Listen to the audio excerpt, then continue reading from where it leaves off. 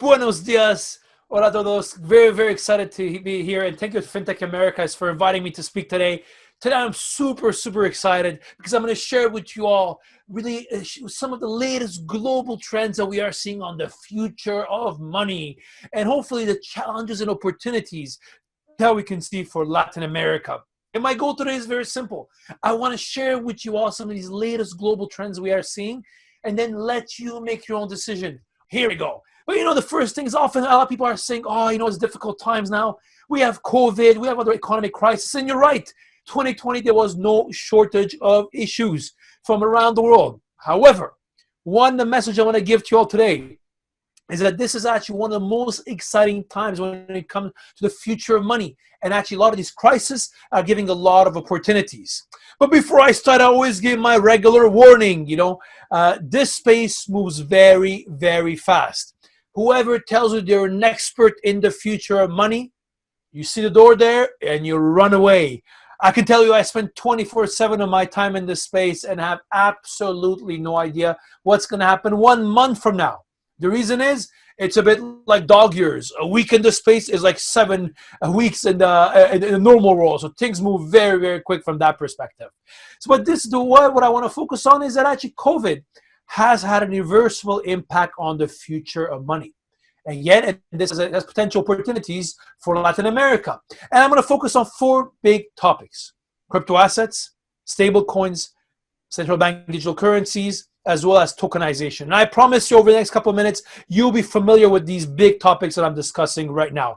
Let's kick it off initially with crypto assets. But before that, let me give you a brief history of money. What is money? Actually, when you look throughout history, money always has 3 characteristics: store of value, a medium of exchange, and a unit of account. And as you look throughout history, they've always had these different features. It was to be cattle back in the day. Then it moved to cowrie shells that were used actually for a very, very long time, taken from the shores of the Seychelles and other places. Then we came to the first coins that we had in current day Turkey. Modern coinage, when emperors realized if they put their face on a coin, they can actually literally create money.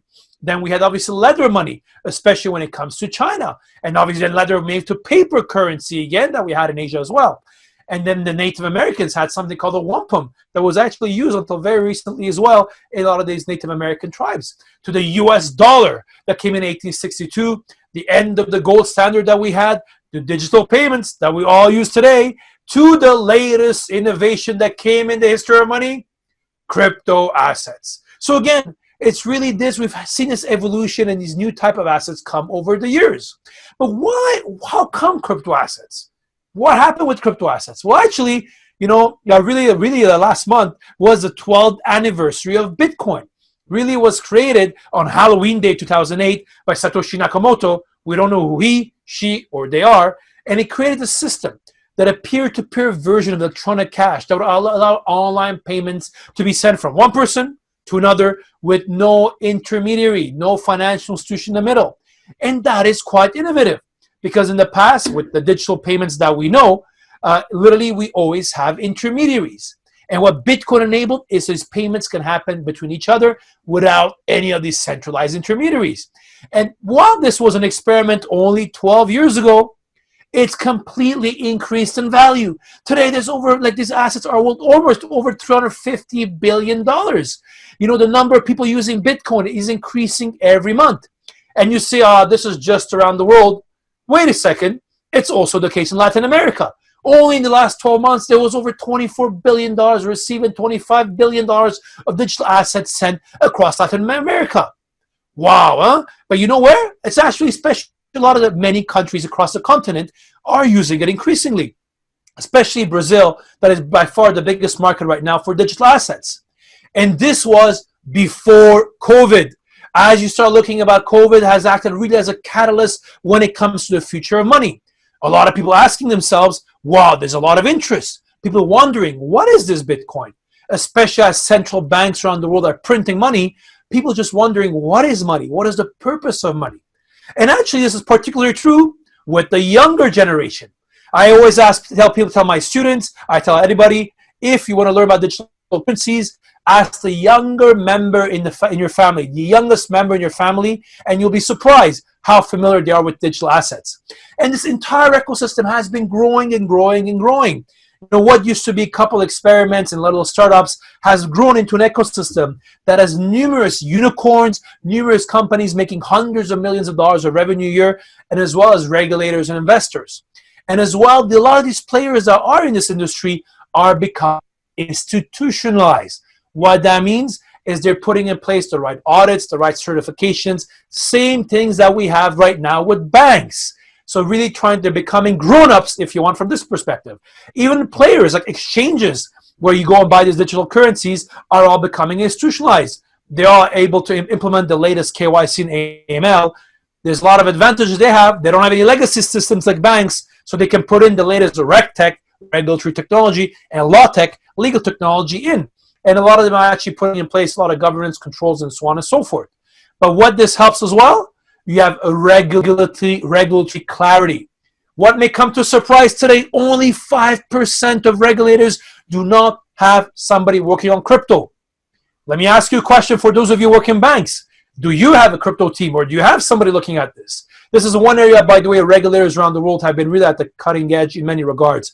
But it's also not regulations. Increasingly, we're seeing a focus on tax clarity, and increasingly our countries looking at how they can actually provide tax. So people who tell you, these digital assets are just a trend, they're going to go away. Let me tell you something, when things start being taxed, they're really here to stay. And also banks are getting in. A lot of the traditional financial institutions around the world are slowly getting into the space. Frankly, for a lot of them, it's a good way to make money in a difficult market, but what's different, take different approaches. Some of them are investing. Some of them are partnering with some firms where they have the relationship with traditional client space. Others, like, they simply set up new entities exclusively focused in this area. So a lot of different ways of looking at this area. And the question for all of you, can this be an opportunity for financial institutions in Latin America? For many of you who work in finance, who are in the space, is this an opportunity? Right? Second thing, so we just did crypto assets. Let's go quickly to the second one, stable coins. What is a stable coin? Well, it's actually quite simple. A stable coin is a digital currency that is backed one-to-one by fiat currency. So whereas if I send you tomorrow morning a Bitcoin, first of all, you'll be very happy. But the problem is you don't know how much that Bitcoin will be worth a day, a month, or a year from now. Whereas with a stable coin, it's worth $1 today, it'll be worth $1 tomorrow, and it's because it's backed by these fiat currencies. You may say, what is the point of this? Who's even using this? Well, it's grown up to over $20 billion over the summer. Following COVID, this has increased multiple times. But why are people using this? What's the purpose of it? Well, there's a couple of them. First of all, obviously, it's pegged one-to-one, and it has a lot of uses. For example, cross-border fees. I'm sure many of you are listening to this had to send money or had to receive money from family or in other countries. You all know the fees you're paying. By the way, not only the fees are explicitly, and you're paying, the hidden fees and FX, transaction fees, and all the different transactions in the back end that you probably don't know about. And also, it works instantaneously and 24/7. Case in point, right now I'm in Hong Kong. A couple of weeks ago, I had to send money to my young sister in Canada. My lovely bank doesn't do FX on a Sunday. What? For some reason, so I couldn't do it. Whereas with stable coins, instead I sent her stable coins. It worked immediately with no fees, and she was able to receive it on the spot. And there's a lot of use cases for this. One big one for Latin America, yes, international remittances. As you know, it's a big issue in Latin America and many other parts of the world, because today the average fee to send money around the world is around over 7%. Average. In many parts of Latin America and other emerging markets, it's double digit. Again, it's often the people who need it the most who are ending up paying the highest fees. And there's a lot of money in this. Last year, over 500 billion was sent by over 250 million migrants around the world. And these are fees that actually add up. And this is why stablecoins allow you to send the money globally, 24/7, no fees, instantaneously.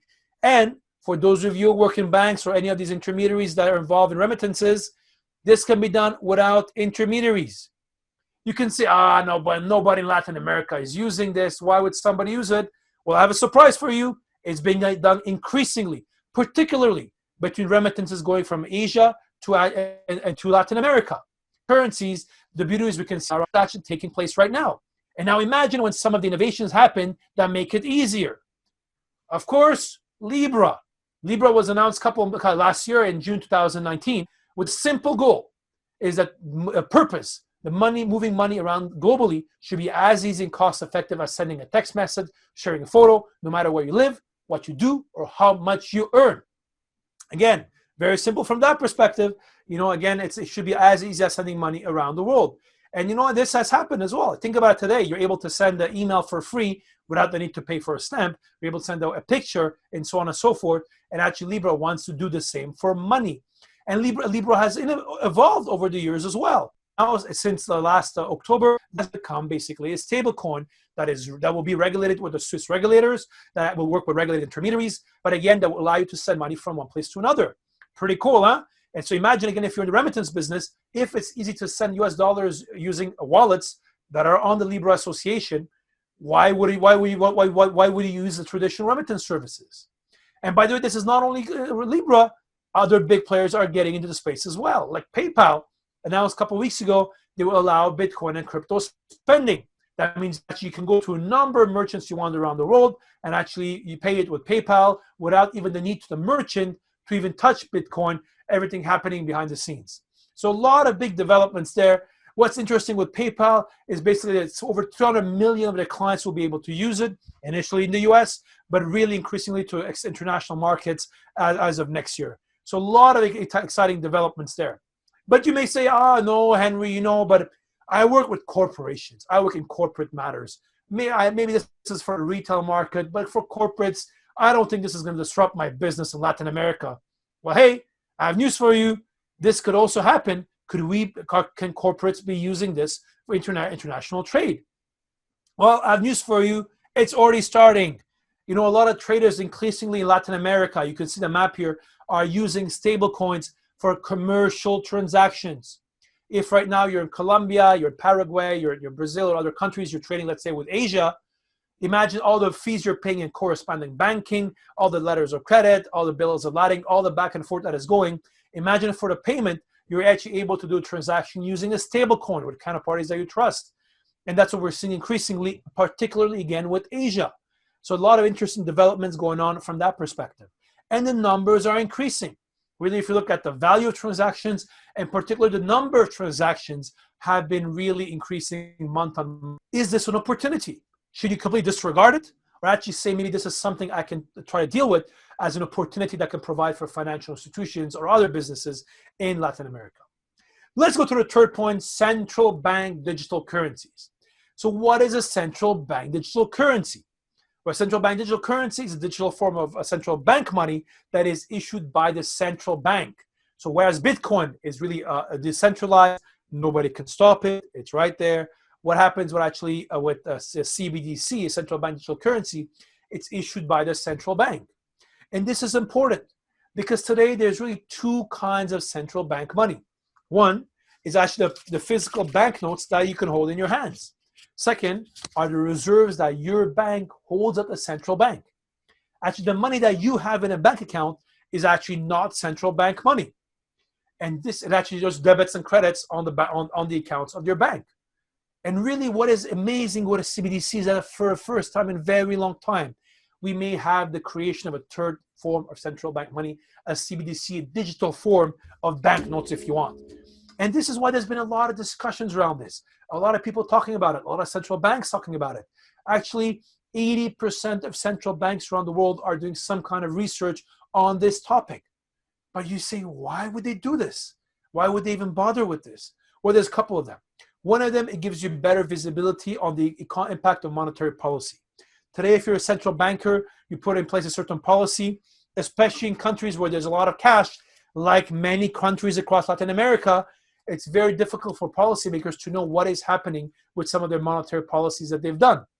But also, another big advantage with a CBDC, if everybody is using a digital form of central bank money that they can easily have in their digital wallet, that can actually try to combat the black economy and tax evasion.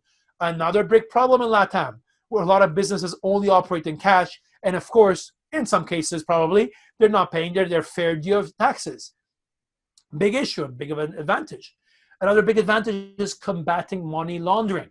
Today, if you're a criminal or you want to do something bad, again, using cash is the best way. Why? Because it is not traceable. The big difference with a CBDC is that for the first time in a very long time, it gives us a fighting chance against money laundering, because policymakers can see a lot of transactions are traceable, and actually gives us a fighting chance against. And there's a lot of other benefits as well, like embedding monetary policy, where you can put the interest rate directly in the money to actually giving a backup to some of the existing payments that we have today. But it's obviously brought a lot of concerns, people being worried. What are the risks of all these CBDCs? What are the risks that they can give rise to? But again, this is when COVID changed the game. What was very interesting during COVID is that people didn't want to touch paper currency. They thought it may transmit the virus. But at the same time, we were at record levels of cash hoarding. When people are worried, they try to keep cash with them because they're worried something may happen to the economy. But also at the same time, policymakers have realized they have issues. For example, distributing COVID paychecks to people. For example, in the US, the IRS had to send over 100 million checks by post because there was no way of doing this digitally and electronically. So really, there was a lot of challenges that we realized why we need this during the COVID crisis. And this is why there's different types of CBDC. I'm not going to go into detail, but some of them are what we call wholesale CBDC. That is basically digital currency between the central bank and the member banks. And there's the retail CBDC that is between the central bank and you as a public. And this is super exciting. A lot of developments going on in this space. But also when it comes to the future of money, for many countries in Latin America, you know, traditionally when you came to fintech, you used to look to what's happening in Silicon Valley. But now you probably need to look at what's happening in Asia. China, for example, is exploring its digital currency. And by the way, they've been researching this topic since 2014. Some countries in the West now are just thinking whether they should explore and do some research on the topic. China has been doing it for the last 7 years. And they're looking at completely now replacing paper currencies by CBDCs. They've been starting testing, they've been doing pilots, and they're years ahead of any other countries.